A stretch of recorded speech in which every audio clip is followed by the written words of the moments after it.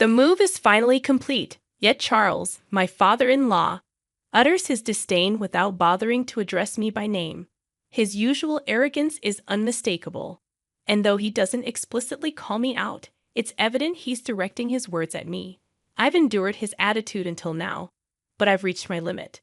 As I pause from wiping the table, I shoot a defiant glare at Charles, who doesn't even bother to meet my gaze. "I'll be out by today," I declare, and Charles responds with a mocking laugh, reveling in his satisfaction. His words cut deep, branding me as a mere parasite and trash. He envisions a life refreshed once I'm gone, oblivious to the profound changes his own lifestyle has undergone over the years. Allow me to introduce myself. My name is Grace, and I recently turned 40. I'm married to William and currently residing with my in-laws. Despite several years of marriage, we remain childless, and there's no intention or possibility of having children. The harsh truth about William's infertility surfaced shortly after our marriage registration. Had I known from the start, I might have reconsidered our union. The revelation struck me like a pit of despair. All our dreams of building a happy family together were shattered. William, with apparent sincerity, had discussed our future children, even contributing to naming them. Little did I know, it was all a facade, a betrayal concealed beneath the guise of a promising future. Despite the profound disappointment, divorce wasn't a simple option for me. We had committed to being a family with the in-laws, who we considered our parents. Reporting a divorce a day after joining the family felt like a breach of trust. Living with the in-laws only intensified the inevitable question of when we would have children. Upon revealing our infertility, the in-laws reacted with fury. To them, a woman unable to bear children was deemed useless and deserving of immediate expulsion. Charles, my father-in-law, took the lead in treating me as a servant, stripping away any semblance of dignity. In their house, I was perpetually relegated to eating alone in the kitchen.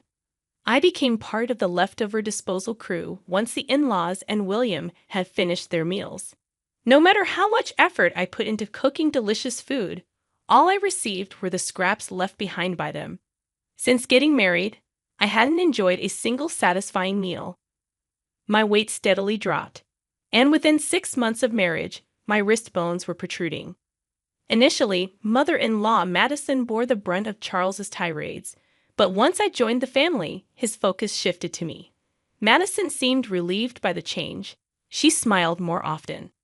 William once remarked that she felt relieved not to be Charles' target anymore. Despite never smiling around Charles, Madison's demeanor improved in his absence. Charles's tyranny extended beyond targeting me. Upon learning of our infertility, he commanded me to work from dawn to dusk, deeming me lacking as a woman. I had always intended to work after marriage and had no desire to prolong my stay in their house unnecessarily. Balancing early morning chores, seeing everyone off, and heading to work proved challenging, but having a job with flexible hours helped. Despite my efforts, Charles discarded my food without tasting it, citing its appearance as the reason. Neither William nor Madison complained, choosing instead to remain silent. Despite my grievances, conversations during meals were sparse, and I often wondered if they truly enjoyed eating in silence. I had no choice but to maintain a facade of harmony with the in-laws, playing the role of a dutiful wife. As someone without parents, the weight of divorce seemed unbearable. However, Charles's demand that I contribute all my earnings to the household expenses crossed the line. While I intended to contribute, his insistence on full control over my earnings felt absurd. Protesting was futile. Charles's decisions were absolute. It seemed easier to comply, appeasing him and sparing myself the sight of Madison and William's saddened expressions. The root of the marital issues lay with Charles, whose oppression and torment overshadowed everything else. While Madison used to manage the household finances, the responsibility fell on me after marriage, a task I found overwhelming. "Isn't this too much for Grace?" Madison dared to question, only to be silenced by Charles's authoritative command to shut up. I have been dismissed in Charles's eyes, and Madison and I, as women, were deemed worthless, stripped of the privilege to voice our opinions. Taking over the household ledger from Madison initially shocked me, but after several years, I grew accustomed to it. Perhaps the acceptance stemmed from having an additional breadwinner in the house. Charles, however, began spending more recklessly, justifying it as work-related expenses, increasing his nights out, and embarking on trips with Madison and William, excluding me. This sudden change in their behavior marked a departure from the past. Despite the years that had passed, Charles continued to treat me as an outsider, labeling me a parasite or trash. In my younger years, I endured the peace that came when Charles wasn't home, not minding my role as a mere housekeeper. However, as I approached 40, I found his behavior intolerable. The fear that once kept me silent waned, and I started speaking up. Charles didn't appreciate my newfound assertiveness, leading to resentment and a worsening negative loop. Our strained relationship reached a point where Charles constantly badmouthed me, and our interactions were minimal. Whenever he spoke, it was to insult me, creating a dreadful atmosphere at home. Despite the escalating tension, I refused to comply when Charles demanded I leave the house. I snapped back, questioning where I could go knowing I had no parents. Charles, fueled by anger, slammed glasses onto the table, breaking them in the process. Tired of enduring the constant yelling, I deviated from my usual apology and spoke sharply to Charles. I pointed out that he should calm down in his older age. Unaccustomed to such defiance, Charles became furious, asserting his dominance as the master of the house, declaring that a wife like me shouldn't have opinions. Frustration reached its peak, and I confronted Charles head-on, expressing my years-long desire to be treated like a human. He retaliated, escalating to grabbing me by the collar and vehemently declaring that a person like me wasn't needed in his house. The force of his words was enough to shake the furniture, and in that moment, I was pushed away. I should have offered an apology right then and there, but I could no longer contain my frustration. "Fine, you want me to leave. That'll make you happy, right, Charles?" I looked up at him, unable to stay silent any longer. "Yes," he spat out, condescendingly looking down on me. "Then I'll do it," I declared.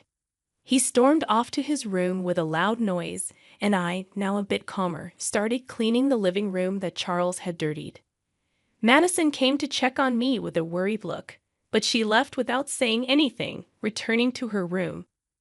I felt like I had no place in this house anymore. Neither William nor Madison would protect me, and years of endurance exploded, making me feel even more isolated. The next day, as usual, I got up early and began my routine. Charles woke up and entered the living room, sitting on the sofa, leaning back, and spreading the newspaper without even glancing at me. Then, without looking up, he asked, "Finished moving yet?" There was no way I could have moved out so soon after yesterday's events. I didn't even think he was serious. I thought it was just a drunken outburst, not something he meant. This was about leaving the house, right? "When will you leave? You have no right to live here anymore," Charles said, still not looking at me. I stopped wiping the table and turned to face him. If he was serious about wanting me to leave, then I would respond seriously. "I'll be out by today," I declared. Madison, who was listening nearby, froze, her worried gaze falling on me. It was clear that once I left, Charles would target Madison again, and she didn't want me to go. However, Charles insisted on my departure, and I had no other option. Charles laughed loudly, likely satisfied that he was getting his way. I rushed out of the living room, quickly packed my things, and left the in-laws' house. I hadn't decided where to go, but I felt liberated. I sent a message to William, who was already out, asking him to divorce me. A lawyer would contact him, and then I turned off my phone. Over the next few days, I found a lawyer and had them contact William and the in-laws. Charles, thinking divorce was inevitable, pressured William into signing the papers quickly. Despite William's reluctance, he signed the agreement under Charles's glare. I signed in front of the lawyer, and the divorce was finalized. We completed the distribution of property, and I was able to claim a settlement for Charles's harassment, which I had recorded. It was worth paying for a lawyer instead of fighting alone. Charles, concerned about his public image, avoided any complications by involving lawyers. Knowing exactly how much money Charles had from managing the household finances, I suggested an amount he could just about afford. With the property distribution and harassment settlement paid in full, I started a comfortable life in my own apartment. I used to hate being alone before marriage, but after living with the in-laws and getting divorced, I embraced the newfound freedom. I've grown to appreciate the solitude of my own time, cooking meals for myself. I relish the tranquility without anyone raising complaints. About 3 months after the divorce, Charles persistently calls, and though I assume it's nothing positive, I choose not to answer. However, a momentary lapse results in me accidentally picking up. "What have you done to my house?" Charles's voice booms through the phone. Instinctively, I move the device away from my ear to endure the loud onslaught. I respond, "I haven't done anything. I left the house as you instructed." Charles remains unsatisfied, continuing to yell. He's upset about notifications regarding issues with withdrawals, blaming me for the problem. I calmly assert that I didn't alter anything and adhered to his instructions, managing and paying everything due. As the realization of why Charles is angry dawns on me, a grin widens on my face. I'm glad he's not here to witness it. Charles, incredulous, questions the financial aspects, asking how much I earned. I recall never revealing my salary details to him. $45,000 take home. I respond. Charles reacts with a sound akin to a squashed frog before falling silent.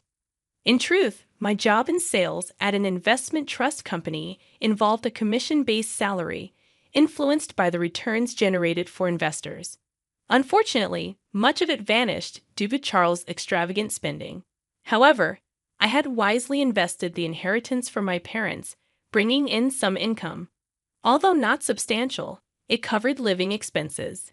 During the property distribution, only William's savings were considered since my parents' inheritance and its earnings were not part of it.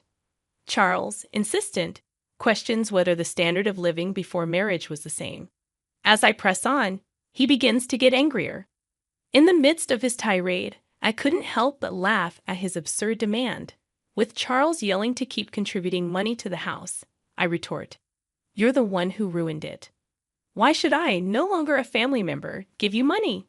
I chuckle half-heartedly, and amidst my laughter, I heard something shatter on the other end. Another one of Charles's tantrums. The realization that I no longer had to clean up after his outbursts made me almost wish he would break more. We were strangers now, no longer family or anything remotely close. I urged him not to act like family and advised him to manage his own finances, leaving him just enough to get by. With that, I bid him goodbye and ended the call. I anticipated more calls, but none came. I thought maybe he was remorseful, but it became apparent that wasn't the case.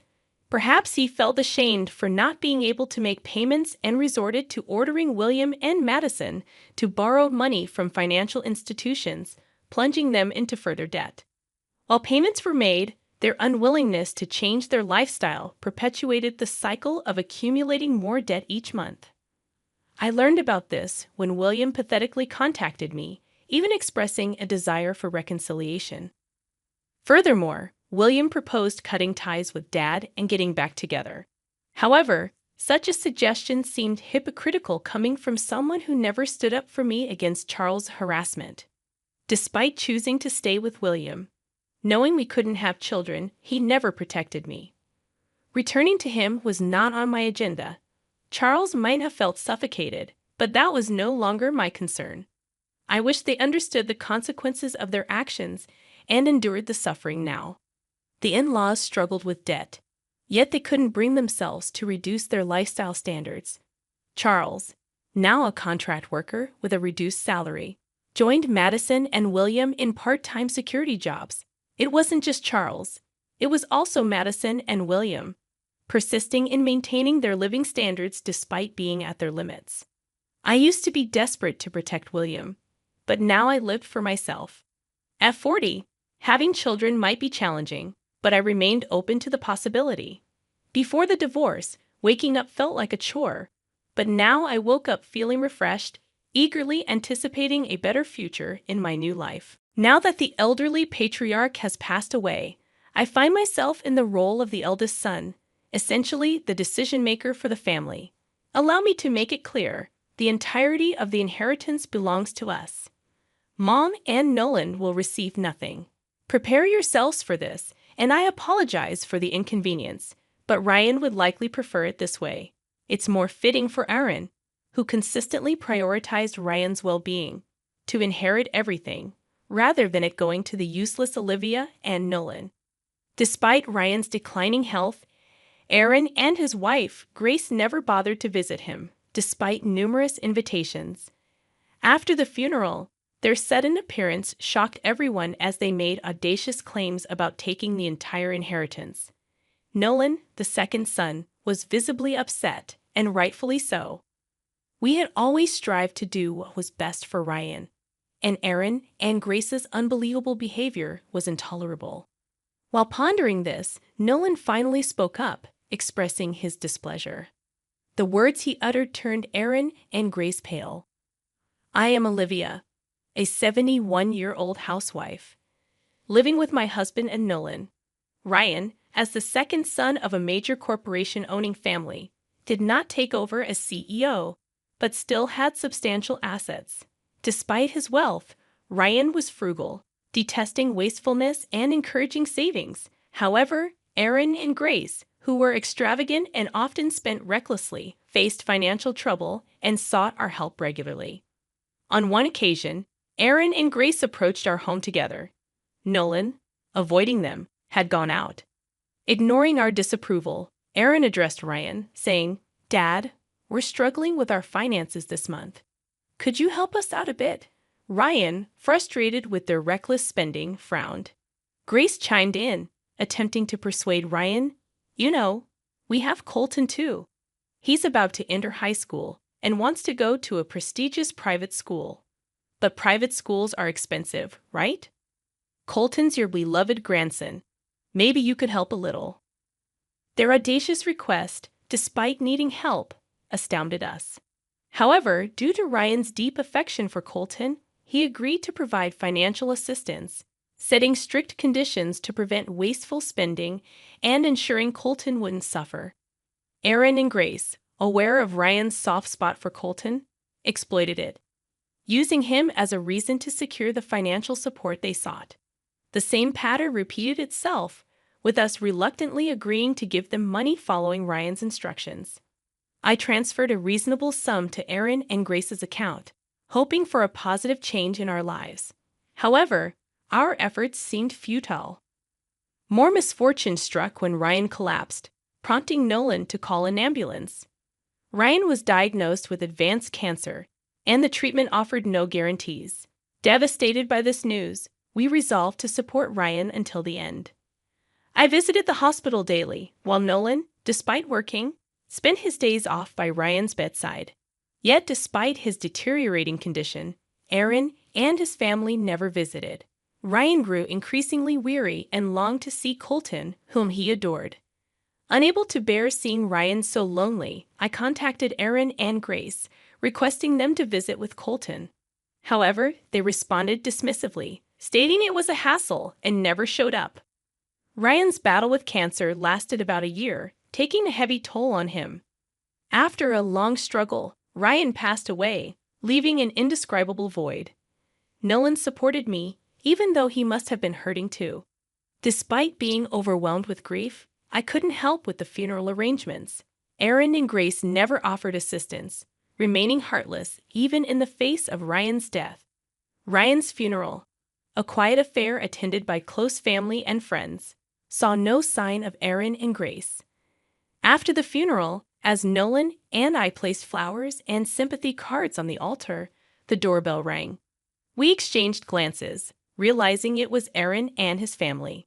Colton's presence, after such a long absence, felt strange. Aaron casually mentioned they couldn't make it to the funeral due to a family trip they had planned. Grace and Colton followed him into the living room, their audacity astonishing us. Apologetic words seemed insincere, and their lack of empathy hurt deeply. I was even more taken aback when Aaron uttered something unbelievable.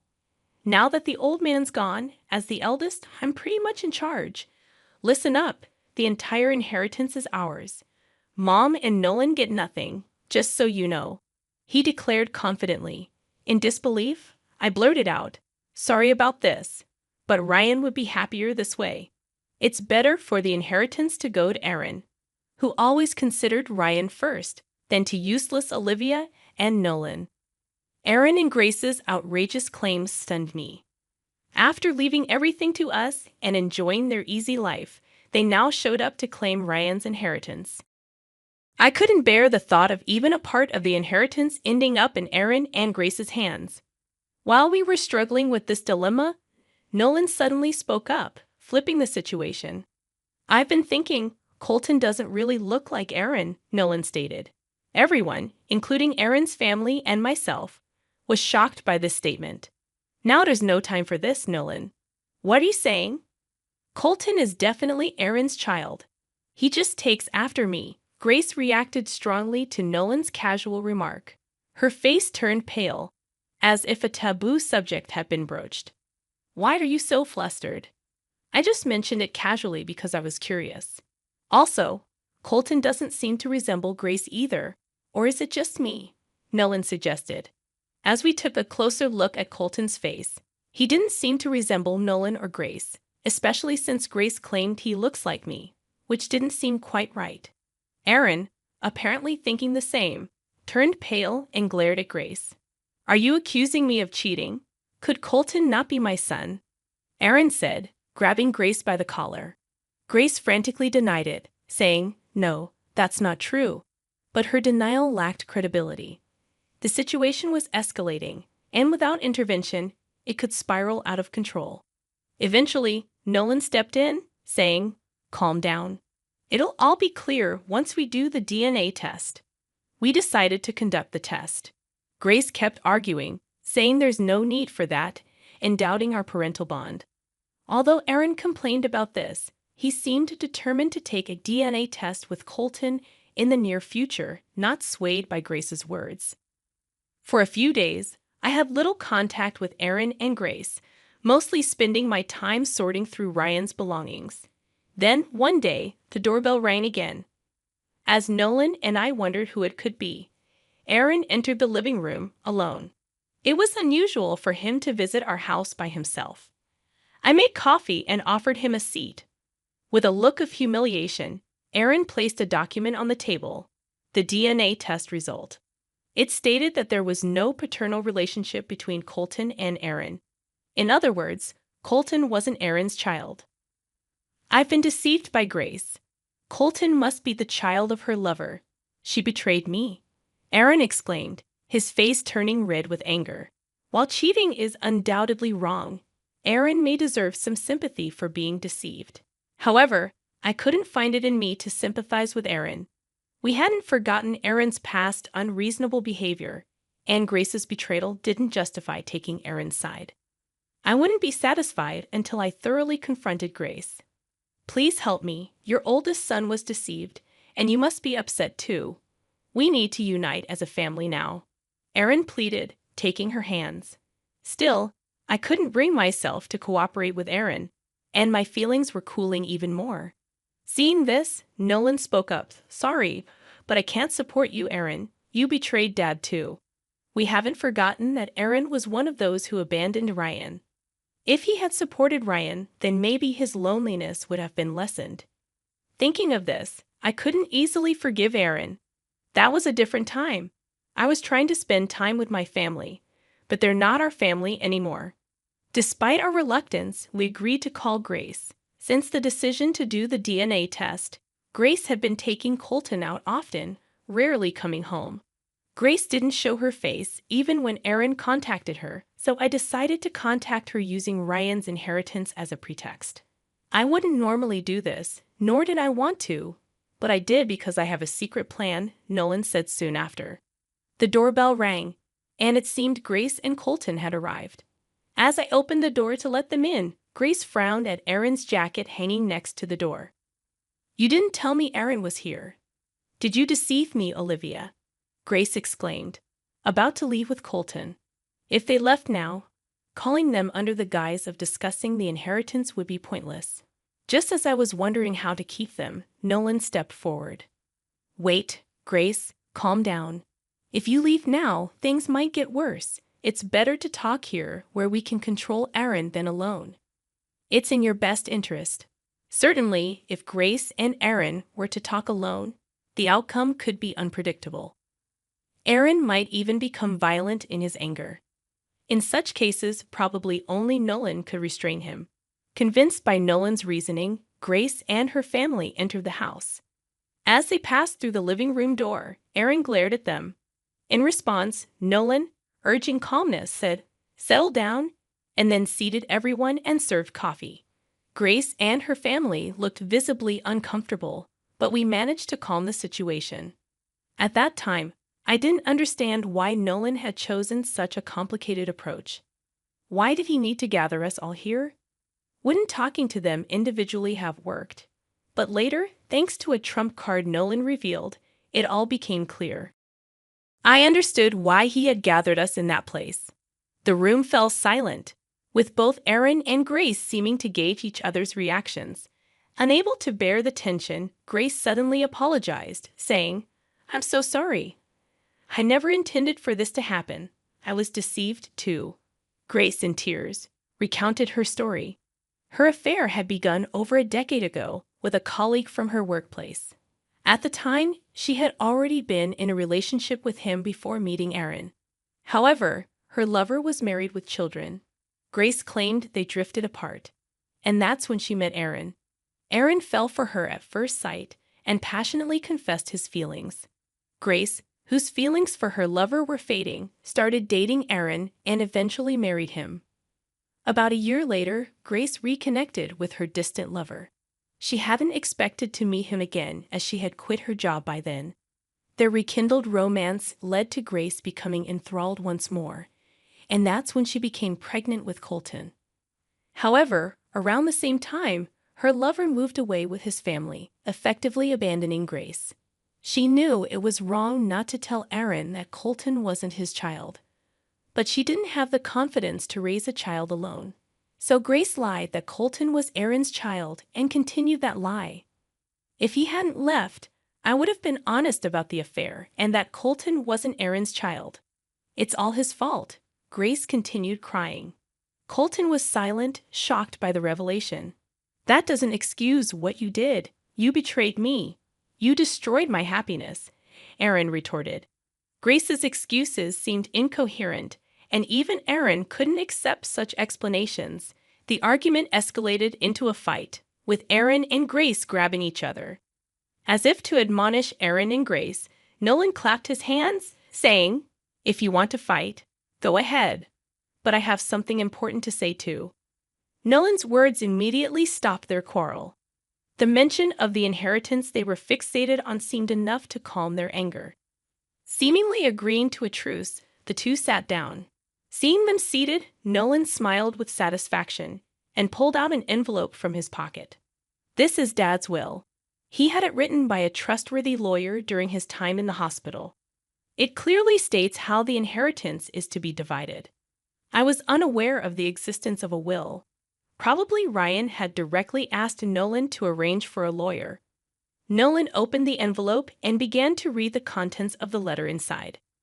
What he read was astonishing. The inheritance would be divided, with half going to my wife Olivia and 1/4 each to my son Nolan and my grandson Colton. The atmosphere changed dramatically as Nolan read this line. Aaron turned pale, exclaiming, "That can't be right." He lunged at Nolan, snatching the will and reading it, his eyes widening to their limits. "How can this be? Why is there nothing for me?" As the eldest son, Aaron had always assumed with certainty that he would receive a larger share of the inheritance. Yet hearing that he wasn't allocated even a small part, Aaron couldn't possibly accept it. Disheartened, he slumped to the ground, repeatedly reading the will, hoping for a different outcome. However, the content remained unchanged. Taking the will from Aaron, I reread it to confirm. and it seemed there was no mistake in what Nolan had read. Naturally, Aaron, you and your wife had received substantial support from Dad. Dad was well aware that all the money was being used for your frivolities. That's why he decided not to leave anything for you. Nolan spoke calmly. Ryan's secret trump card had indeed managed to plunge Aaron into despair. By the way, I've already informed your parents, as per Dad's instructions, that the portion of the inheritance going to Colton will be temporarily held by your parents. So it's better not to think you can misuse Colton's inheritance, Nolan continued. Aaron was left questioning how this could be. It seemed that Nolan and Ryan had carefully acted to prevent selfish wastage. In that case, surely the portion allocated to Colton would be used for his future. Ryan had been concerned about Colton until the end. The two issues that surrounded us, Grace's infidelity and Ryan's inheritance, were finally resolved. We no longer needed to devote time to Aaron and Grace. After the discussion, Aaron's family returned home, looking dejected. The next steps were for them to discuss among themselves. As expected, Aaron and Grace ended up divorcing. We who had heard Grace's confession that day became undeniable witnesses, and Aaron demanded substantial compensation from Grace. Further disputes arose over the custody of Colton, as both wanted sole custody, knowing that Colton would eventually secure the inheritance. Myself, Nolan, and Grace's parents intervened in the negotiations. Eventually, it was decided that Colton would stay with Grace's parents until he came of age. Once the divorce was finalized, Aaron started visiting our house frequently, saying, "Let's live together." Feeling unable to accept him as family after all had transpired, we moved out, almost fleeing from Aaron. We changed our contact details, making it unlikely for Aaron to reach us. Grace, for her part, seems to be having a tough time. From what I've heard, her parents are furious over the incident. They paid the compensation, but until she repays it in full, she's not even allowed to see Colton. Meanwhile, we are living a happy life, following Ryan's philosophy. We carefully save the inheritance we received and make sure not to squander it, even though we have money. Since then, Nolan has been working diligently and was recognized for his abilities. John from B asked him, "Why don't you come to work for our company?" So he changed jobs, and now he seems to be an executive at the company where John is the CEO. I still consider Colton my grandson despite everything that happened, so I asked Grace's parents if I could visit him. He recently got into his first choice high school, so we celebrated by going out for a delicious meal. The incident with Aaron and Grace remains a deep emotional scar, but it also taught us the importance of relationships. I will use this lesson to live my life going forward. Listen up, folks. I need to share something that came to light recently about my wife, Sherry. It turns out she was involved in a relationship with a younger man. I've got the evidence right here, and I want you all to take a look. These pictures were taken during a family gathering, and what unfolded next was quite unexpected. During our annual family get-together, my husband, Neil, abruptly stood up and declared to everyone that I was having an affair. He distributed the photos to 15 relatives, including in-laws. As everyone examined the pictures, confusion spread across their faces. Some questioned Neil, demanding an explanation. "What's this all about, Neil?" they asked. Sure, the photos showed Sherry with a young man in a suit, but it wasn't immediately clear what was going on. Neil persisted, pointing out that the suit was an expensive luxury brand, insinuating that Sherry had been secretly meeting with this well-dressed guy. To add fuel to the fire, he presented another photo featuring a different man than the one in the suit. My father-in-law and mother-in-law, standing together, were visibly shocked. My mother-in-law, in disbelief, questioned Sherry about the truth. Sherry admitted to meeting these two men without informing Neil, expressing regret for not being forthright. In response, Neil seemed disappointed but took pride in his perceived victory. He emphasized Sherry's admission, claiming, "Did you hear what she just said? She said she could never tell me. Of course, she can't tell me that she was a married woman seducing two young men. A heavy silence descended upon the room as Neil declared his separation from Sherry. The atmosphere grew cold, and tension filled the air. Amidst the solemnity, I couldn't help but burst into laughter. "What are you saying?" I exclaimed, unable to contain my disbelief. I felt a wave of sadness wash over me. I couldn't believe how foolish I had been. My words didn't just elicit a reaction from my husband. They resonated with all our relatives gathered there. It wasn't surprising that those suspected of cheating on my husband found my situation amusing. Their laughter seemed to pierce through the icy tension in the room, fueled by anger and disbelief. My father-in-law, however, broke the silence and addressed me sternly. "Sherry, what are you thinking, laughing in a situation like this? Such an attitude, while bowing down, is unforgivable." I felt compelled to apologize, but I couldn't deny the humor in the situation. "I'm sorry, sir, but it truly was amusing. I couldn't help it. I was merely conversing with these two men," I explained, rising to my feet, joined by my husband. Taking a deep breath, I continued, revealing the real reason for my secrecy.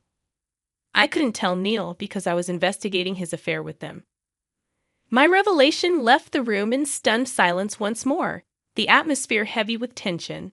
I admitted to meeting these men, but I vehemently denied any infidelity on my part. It was time to address the situation head-on and end my relationship with Neil. But as soon as I made my decision known, my husband lunged at me, incredulous at my explanation. "You were investigating my affair. What kind of excuse is that? No one here would believe such a story. Come clean, admit you're cheating, and apologize to all of us." His accusations felt like a slap in the face, his disbelief palpable. But I refused to back down. It's not a ludicrous excuse. Who's kidding whom here? Lying about my fidelity? Anyone can see through that, I retorted, my resolve unwavering. My in-laws, bewildered by my newfound assertiveness, pressed for clarity. "Sherry, what did you mean about Neil's affair? I can't make sense of any of this. Please explain," they implored, seeking understanding in the midst of chaos. I took a moment to gather my thoughts before responding.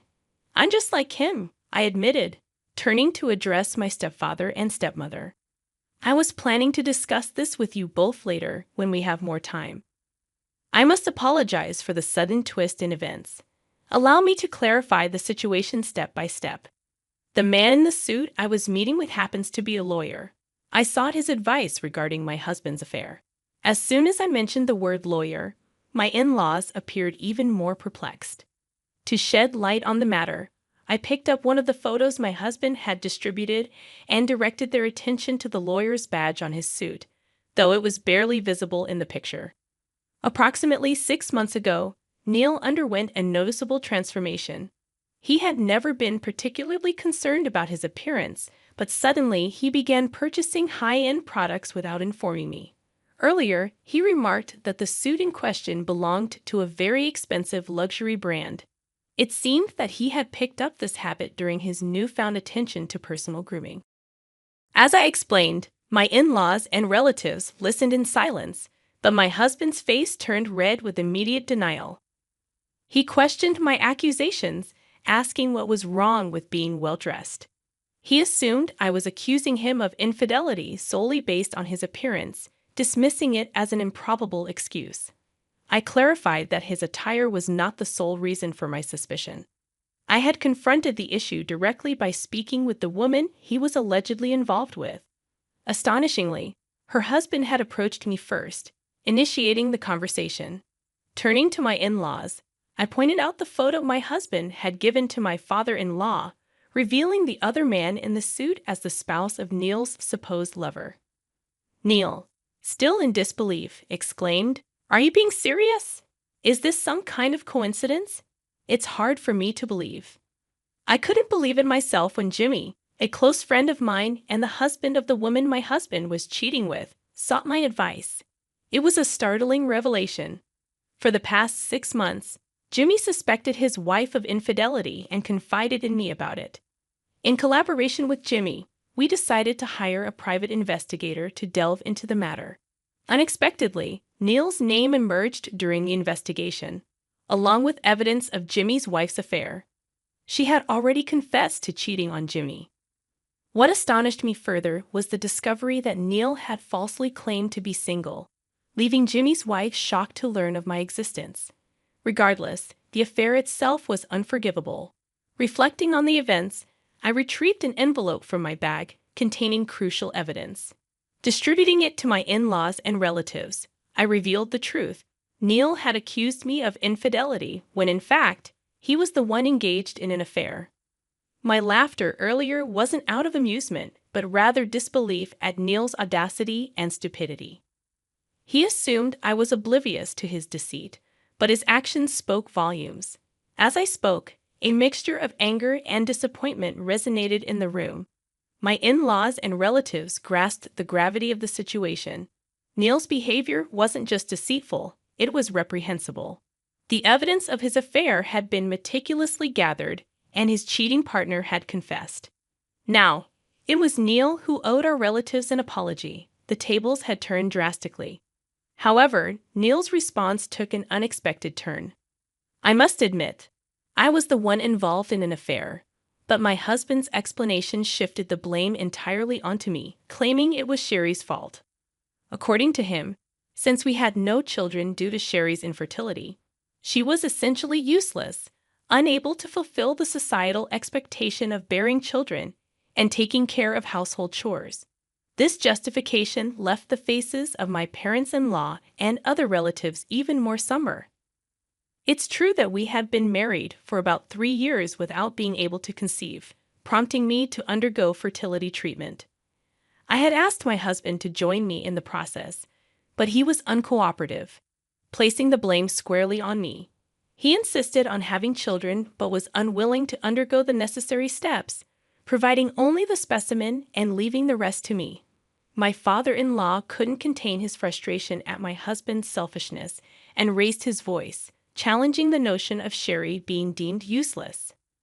He questioned the idea of discarding her like a tool when she wasn't needed, highlighting how Sherry's support in our marriage had ensured an uninterrupted life. Father-in-law emphasized that household chores and bearing children were not to be taken for granted. The tension among the in-laws intensified, and my nerves were on edge. Some relatives, including housewives like me, were deeply offended by my husband's assertion that it was common sense for women to handle housework and bear children. It was not just a personal insult, but a broader affront to housewives and individuals facing infertility worldwide. My husband's narrow perspective became apparent. He only considered what was directly in front of him, oblivious to the complexities faced by others. In this tense atmosphere, my father-in-law expressed his anger, making it clear that my husband's mindset was flawed and superficial.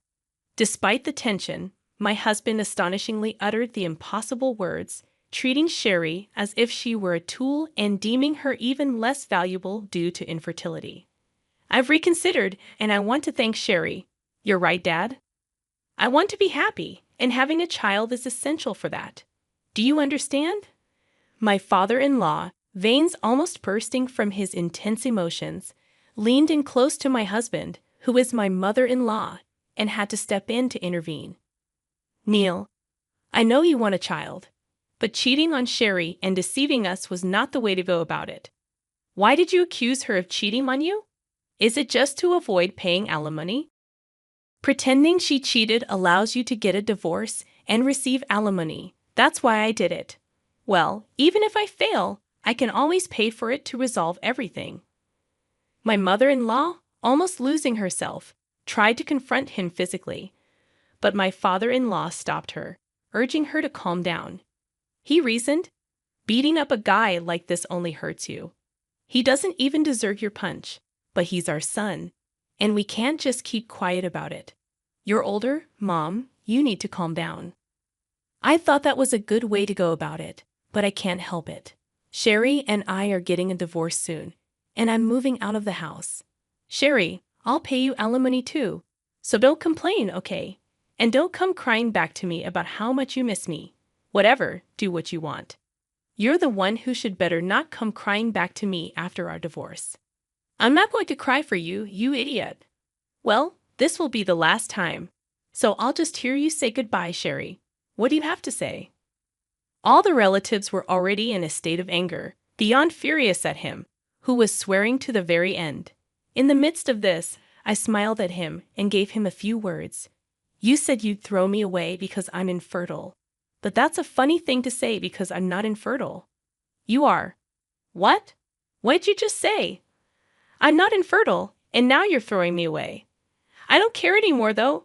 You've not only deceived me, but also your mom and dad and all your relatives. You were way out of line as a person, and I don't even want to breathe the same air with you anymore. Hey, Sherry, answer my question. What did you just say? That I'm infertile? My husband, who had been unbothered so far, was finally upset. I'm not bluffing. It was you who was infertile, not me. When I asked for fertility treatment, you blamed me and were uncooperative. You just gave me the specimen and left the rest to me. And that's when I found out that you were infertile. Screw you. You're lying, aren't you? You're lying just to get me in trouble, aren't you? I don't believe you. I don't need your belief anymore. It doesn't matter now that I know the truth about you. My husband desperately interrogated me. My in-laws and other relatives were unaware of his infertility, and it must have been surprising for them. However, the revelation no longer held significance. The consensus among the relatives was clear: my husband and I should get a divorce. It may not matter to you, but it matters to me, Sherry. Why didn't you tell me? I wanted kids, didn't you know? He questioned. I explained that I had tried to tell him, but he wouldn't listen. Instead, I sought advice from my friend Jimmy, only to discover that Jimmy's wife was having an affair with my husband. I'm never going to be able to have kids, maybe with fertility treatments, maybe not. Well, for someone like you who doesn't value your family, I don't think you'll be able to continue your fertility treatments. Infertility treatment is hard work, and with the support of your family, you might have been able to continue. But you no longer have anyone to rely on, so why don't you just give up? I declared. He looked to his in-laws and relatives for support. But after all the inhumane things he had said and done, no one answered him. In the end, I divorced my husband, and Jimmy divorced his wife. We both filed for alimony, and Jim's wife blamed Neil for her divorce, causing him constant trouble. Despite his ongoing pursuit of having kids through fertility treatments, he struggled to find a marriage partner due to the repercussions of his actions. A few years later, I gave birth to a healthy baby girl. After my divorce, I remarried, even though I never thought it would happen. My current husband, who has also experienced divorce, expressed his desire to start a new life with me. We support each other, and my daughter is growing up in a happy environment. However, I don't take it for granted. I still believe